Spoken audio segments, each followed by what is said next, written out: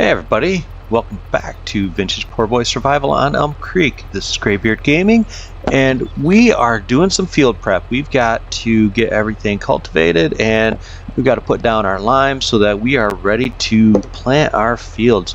Now, I know we discussed last time what we're going to do, and I still haven't entirely decided what we're planting and where, but I do feel like one of them is going to be oats.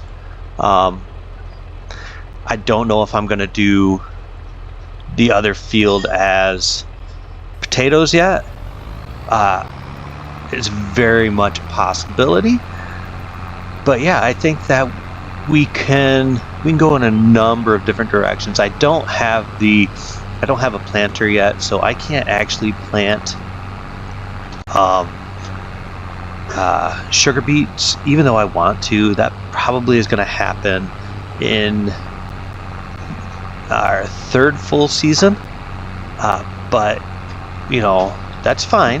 I mean, we don't have to worry so much about that right now. But outside of oats, I don't know if I want to do soybeans or if I want to do potatoes. Now, potatoes are pretty straightforward. They're easy. They take forever to harvest, but I don't care so much about that. I just want to have a nice variety going into the farm. It makes it more interesting. It keeps it a little bit more fresh, and it's easier to engage in the farm when it is not always the same thing. And as you can see, we did purchase a new forage wagon right there. And yes, we went with the Lizard with the unreal capacity. And by unreal, I mean it's not like 1 million liters or anything like that. It's 125,000 liters. So it's basically it's the equivalent of 5 of our previous trailers, a little bit more than 5 of our previous trailers. And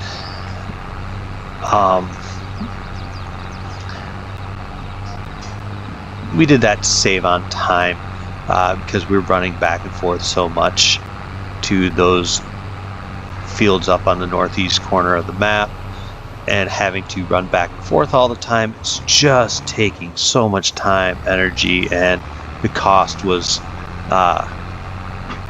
quite high as far as wear and tear on my tractors, as well as the amount of fuel that we were going through. And we want to be green, I guess. We want to make sure that environmentally we are not leaving such a massive footprint.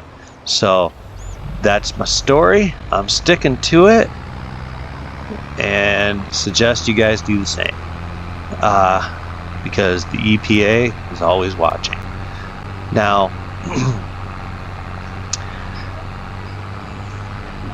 the farm has been progressing very nicely. I'm very, very happy with the progression of this farm so far. We have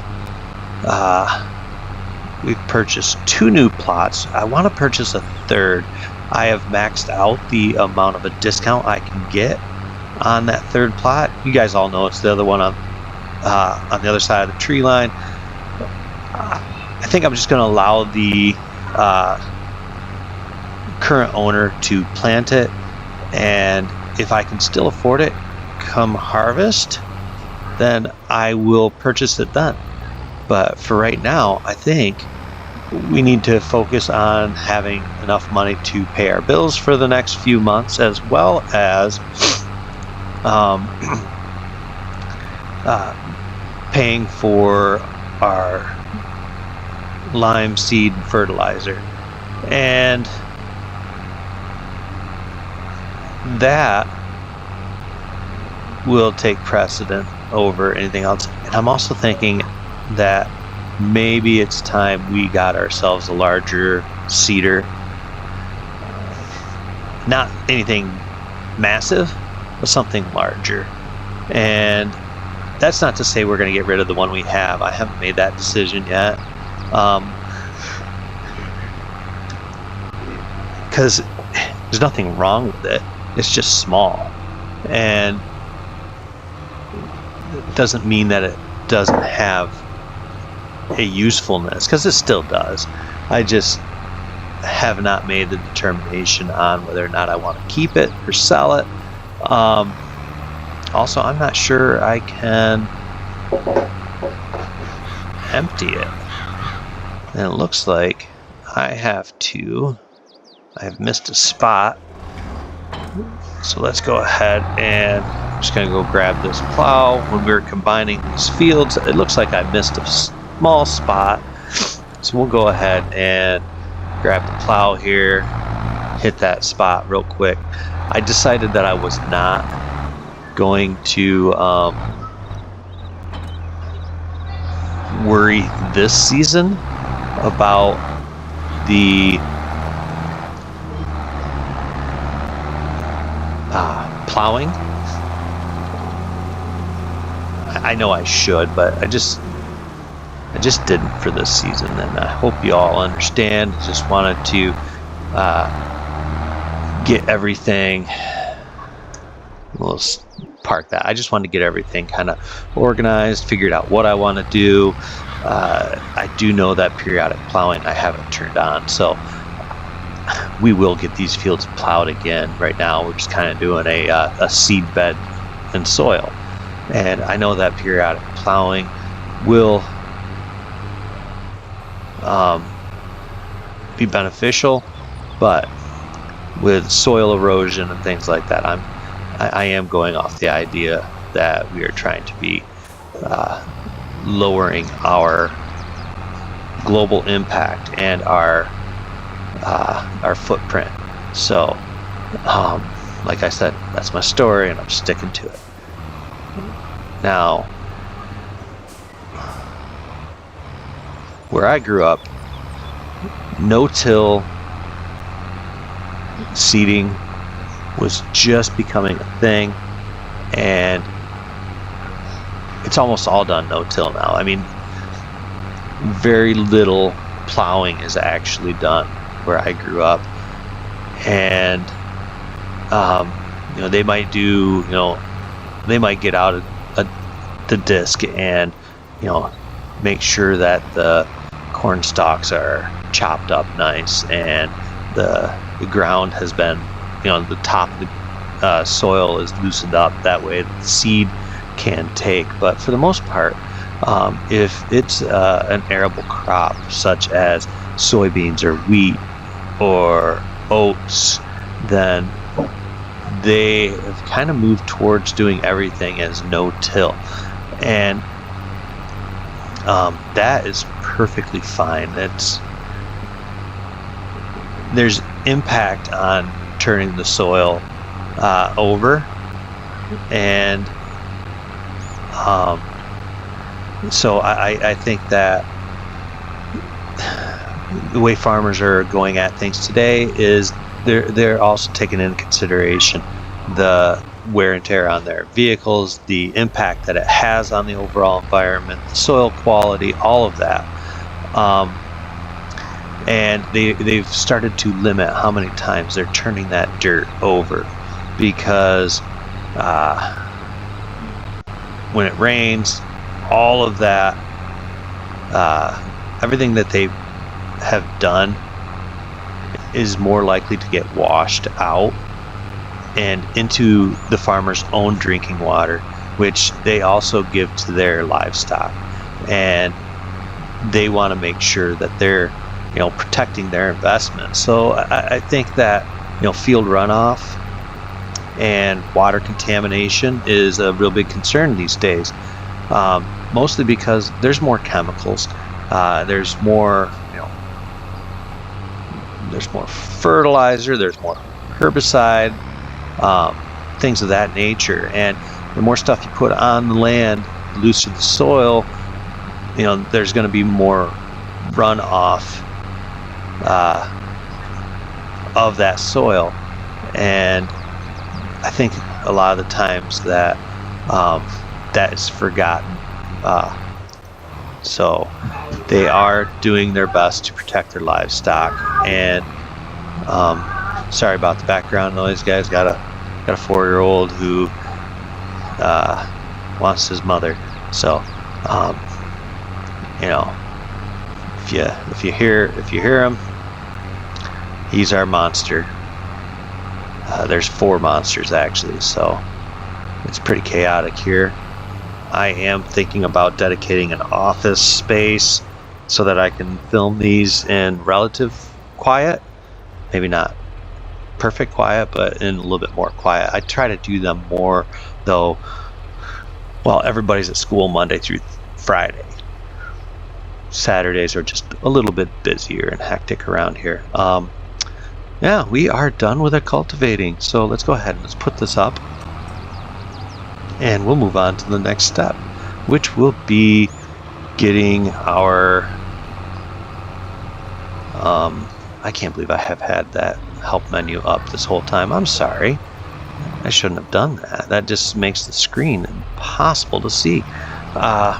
So yeah, I'm just gonna park this over here by our sprayer because I want to give it a hose off. Look at that. Make everything nice, pretty, and clean again. We'll even get our tractor and clean that up. But oh yeah, look at that. It's almost like it's almost new. New with a new patina. We're gonna call it new patina. That's what we want to call it. So yeah, we've just got to kind of clean up after ourselves a little bit here. The one thing I really did not like about this Renault is, you know, we bought it as a new old stock tractor, but I do wish it didn't come out looking grubby on purpose, because you can't even repaint it to make it look new, which is kind of unfortunate. I wish we could paint it and make it pretty again, but you know, whatever.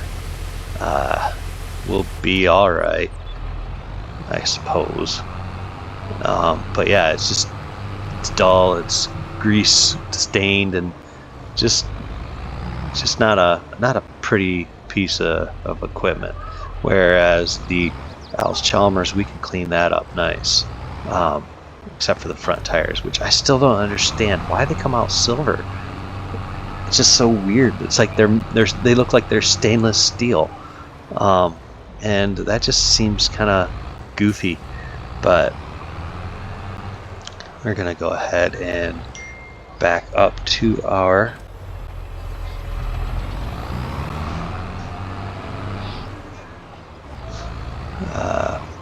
spreader here. And we are going to offload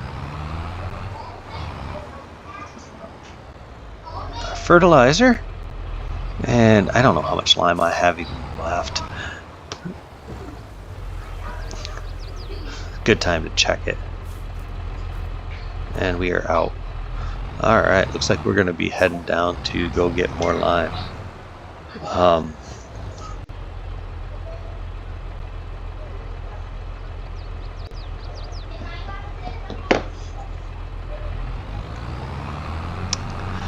If you are watching this, yesterday was my mother-in-law's birthday. Happy birthday, Lori. I hope you had a wonderful birthday. Feel free to wish my mother-in-law a happy birthday in the comments.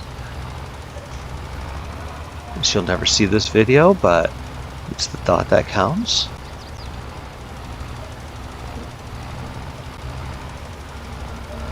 Now, I have been purchasing the 8,000 liter bag, which has been doing the trick. And that's kind of weird that, you know, it's not having me put down any lime here. It must be satisfactory right now, I guess. But it is a little bit weird that it's not putting it down. There we go again. Now we're dropping more lime. Alright, now we're out.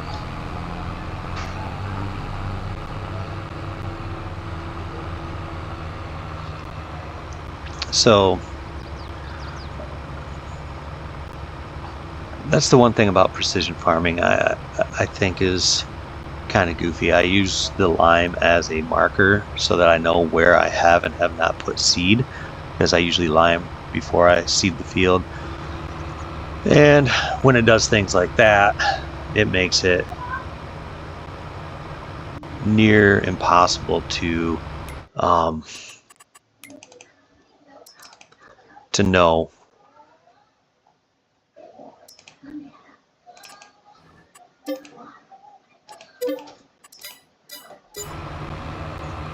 if you've actually seeded it without going and looking in the map. Now, but that's okay. It's not the end of the world. It's just a little bit of an annoyance that we're going to have to deal with. That's all. That's all it is. It's a slight annoyance. And as long as we keep telling ourselves that, it's true. Alright, so now the reason that I'm not keen on putting in potatoes is because it uses so many seeds. But I really will do it if, you know, if it's something that I feel like is worthwhile. And I think it is. I think it is worthwhile. So we can always, you know, I think this is that's what's going to go up front here is going to be potatoes. And while we're driving, if we can quickly look, I wonder if there is a planter that's worth spending that money on. Now, I mean, it's got to be cheap. 10,000 still too expensive. I'm thinking something like 3,000, 4,000. Right there. 2.5. It holds fertilizer and okay. So yeah, I mean $3,500. That's not terrible. That'd probably be something along those lines when we decide to plant. It's not very wide planter, but I don't plan on having a huge field for sugar beets. I just want it to be just big enough to feed hogs for a year. So yeah, really wish that one section would have allowed for, and I mean, I'm going to drive over it again. Maybe it'll spread. I doubt it though, but we're going to try.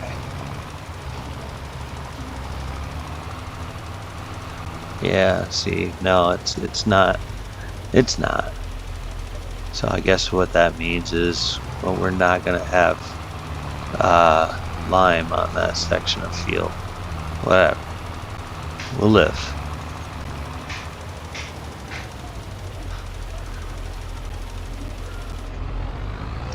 So I guess what that means is we're going to put lime down on this, and let's hope that it covers everything.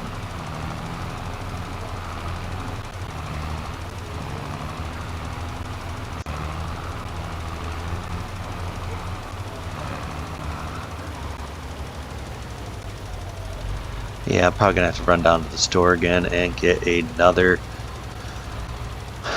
load of lime to finish this field. I'd say at least one. We'll have to wait and see. I mean, we're just over halfway through this first hopper, and I don't think we're halfway through our, you know, placement onto the field. But you know, that's fine. Yeah, we're not even halfway through, and we're probably going to use more on this section because it's the new patch. And so yeah, it looks like I'm going to have to run back and forth two times to get it, which, you know, that's fine.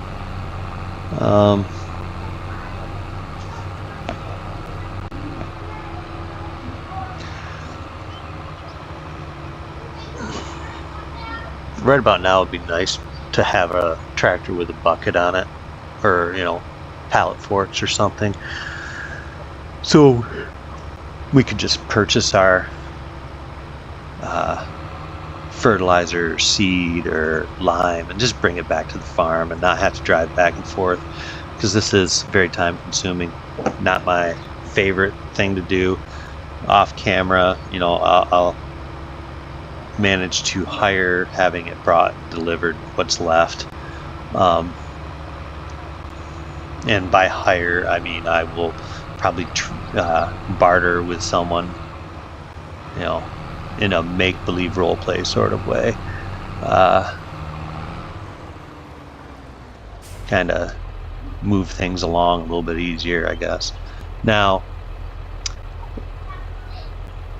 that backfield, like I said, I think I'm going to do soybeans back there, and that's easy enough. I reckon that'll be it'll be somewhere around 10 to 14,000 liters of soybeans when we harvest it. And while that's not going to make a lot of money, I'm also assuming that there's going to be about 130,000 liters of straw, and I'm probably way over on that estimate, but if we can clear 30 to 50,000 on that, it's not bad at all. Now, I've got 1 year remaining, and well, I should take that back. I've got a year and a half remaining on our loan, and that, once paid off, I don't want to take a new loan. I want to be able to just pay for things in cash as we go, with the exception of the initial loan. And once that initial loan is paid off, then we'll just pay cash, because cash is king. And like I said, most farmers I know growing up, they did everything in cash. They didn't do anything on credit outside of their mortgage. And well, we don't have a mortgage on our property here, but in a way we kind of do, because we spent an awful lot of money to begin with just to get up and operational. The initial $300,000 I think is what we spent on this farm, and to keep it going, we have continued to spend money quite liberally, and I want to dial that back, but I also want to upgrade as we need to upgrade. Because if you look, we have, I'm just trying to get to the banking system, we still owe $95,000, and we have only paid, we're only just past halfway, so we've still got 17 payments to go. And once those 17 payments are done, fine, we're good, we're golden, we don't have to worry about anything else. But we're talking September of year 3, and that's almost $6,000 a month. But I do want to be able to, after that is paid off, I want to be able to build a another enclosure so that we are able to park everything under roof. And I know some of those are actually not too expensive. I want to get hogs in here, and I know people probably are like, well, there's no, hogs don't produce anything outside of giving you manure, but hogs reproduce, and they start off inexpensive, and you can sell them for quite a lot of money. So once you have enough going, and they're, if you're able to sell 5 a year for the first couple of years of having them, if you're, buying let's say you buy, for the first year you buy an initial 10, and then like every 6 months you add 4 to 6 more. Well, eventually they start multiplying, and to the point where you have so many you don't know how to keep up with feeding them all. But you can't worry about that. You have to because I mean, when they start having their piglets, I mean, that's basically free money outside of your crop that you're using to feed them with, and that's where your money is kind of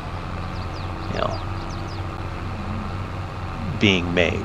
So yeah, you have your initial investment, but it's all those free little piglets that you get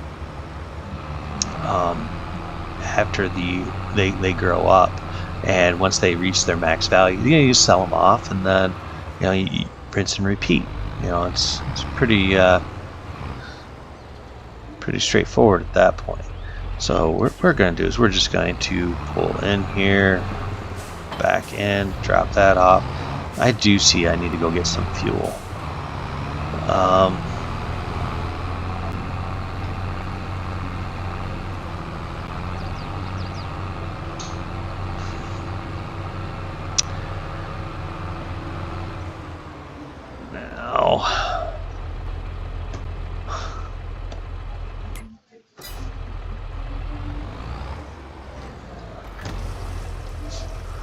Get ourselves fueled back up. The fuel tank on this one, I think, is actually larger than our D21. I'm just gonna check. So this has 306 liter fuel capacity, whereas our D21 has only got 125. So if that one seems like it goes through fuel faster, it's because it's got only about 35 to 40% the size of the tank. This one here has 780. I mean, that's going to be a while.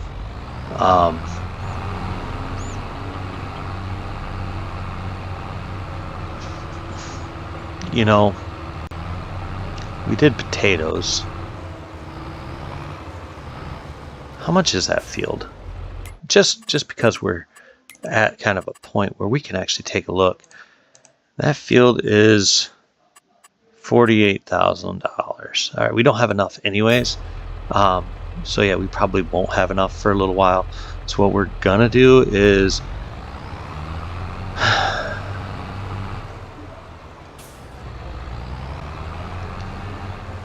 we're gonna get this hooked up.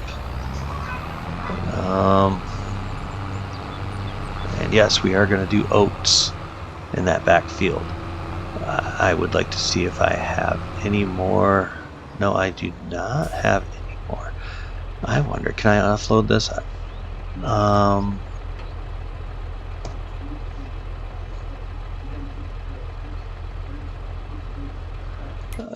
I don't know if I can unload any of this.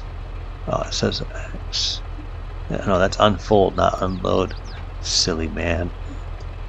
Yeah, it's not letting me unload, so I'm going to lose 245 liters if I go and sell this. So what I'm going to do is I'm going to burn through this 245 liters, and then I'll go sell it. Once it's empty, we'll go and buy a larger one, because this thing, while it works, it's not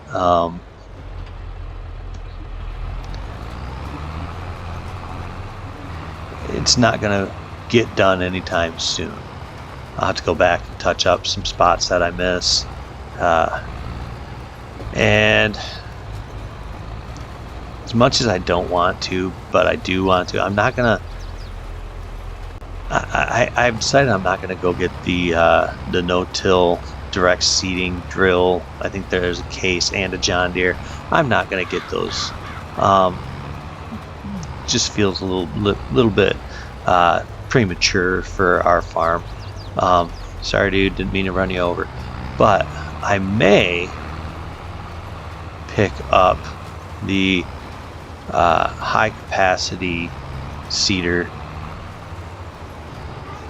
that it's only, I think, 3 meters wide. This one's only like 2 meters wide.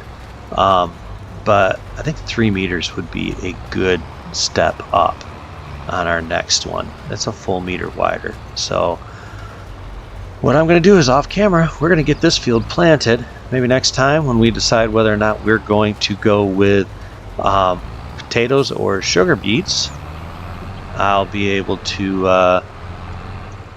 have made that decision. And if it is sugar beets, we're going to go buy a cheap little planter. If not, we might actually seed the other field in as oats and then just start a true crop rotation. And oats isn't a bad one to do. So I guess we will leave it there for now, you guys, and I hope you enjoyed this video. If you did, I would really appreciate it if you hit like and subscribe. I would like to start getting these out to more people, just because the Farming Simulator 22 content is drawing to a close for most of the content creators, but I want to continue on with that content. So I think there's a lot to offer on 22. Not everybody's going to make that jump. Some people don't want to upgrade their gaming systems just to do that. So I want to continue to make content here on 22, at least for now. Maybe in a few months we'll change our mind, but for right now, I think that we're going to continue on. So, as always, guys, thank you very much for watching, and I will see you on the next one. Goodbye.